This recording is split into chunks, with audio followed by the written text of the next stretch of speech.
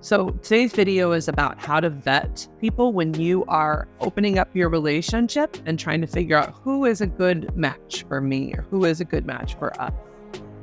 This video is really for thinking of a couple opening up. There are people who are polyamorous who are just dating on their own, and that's fine. But this video is a little more for I'm in a couple, and we want to figure out who we want to date and how we want to figure out who's good for us. One of the first things to do when you go to any event or any space that is ethically non-monogamous, so to speak, or kink, is just start by being friendly with people. Make friends, right? So don't go in trying to fuck everybody you see. Just go in thinking, who in here is interesting and nice and feels like they give a good vibe. As you move along in the world of ethical non-monogamy, you'll start to learn what your red flags are and what your green flags are. And there can be yellow flags, by the way, so it's not all black and white either, right? But for some people, a red flag may be people who do drugs. Not everybody is, so I want you to understand, everybody falls everywhere on the spectrum. So I'm just giving you examples of ways that couples give red flags or decide their red flags, and you need to decide what your red flags are going to be. So some couples will say, yeah, any hard drugs, that's just out of our comfort zone. Some people are like, I don't care if they drink or smoke pot, but anything beyond that, I'm not okay with. There are some couples I know that actually they love to party with hard drugs. And so that's a vetting part for them, is they want people who can party hard and they're going to do coke with them or something. And that's your choice, your responsibility.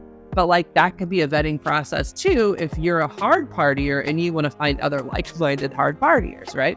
And so drugs is one way to decide, where do I land here? Okay, that's one of the potential red flags to explore for yourself. A second one can look like, would I actually hang out with this person in real life? So I call it real life versus the non-monogamous world, because there is your day-to-day person.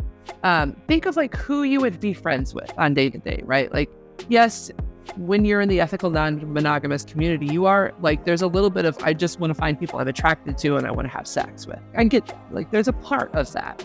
But if you couldn't hang out with them on a day-to-day basis, then yeah, you can have sex with them, but then you're inviting a lot of drama into your life if they're not somebody you would hang out with day-to-day. Which is why I really encourage people who are doing this to just start by making friends and see who you mesh well with. And that doesn't mean you can't be flirty friends. So flirty friends is we're friends, I like you, but I mess around with you a little bit. That's flirty friends. It's okay to be flirty friends.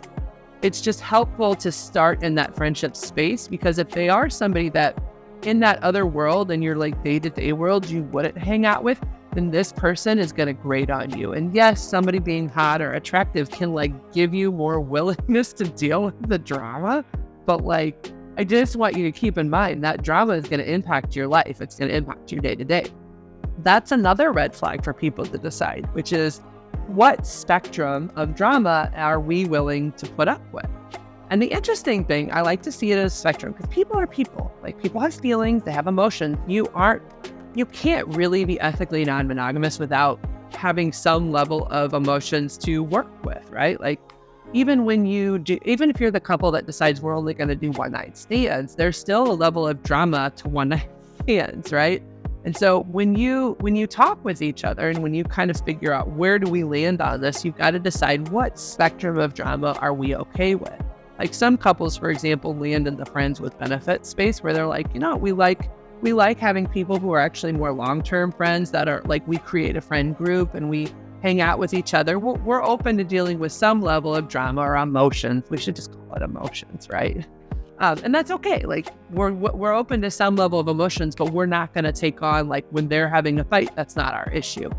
And that's again why I think just having friendships and exploring that first is a good way to decide who could be in a good open relationship friend group for you, of who actually would I want to share space with on a day-to-day basis, or even a monthly basis. That's another red flag, and then I have to stop because there's a million potential red flags and I can't cover them all.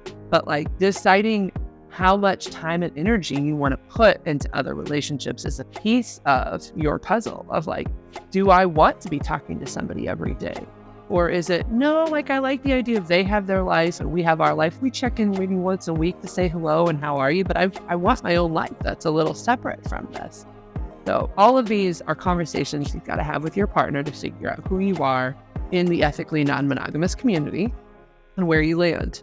But I can't cover all of it. You're just going to have to learn more and read some books too. All right.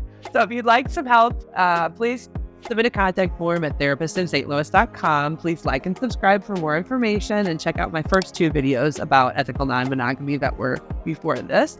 And then also submit comments below of different things you've learned if you're in the ethical non-monogamous world, and things that you think would be helpful suggestions for other people trying to figure this out.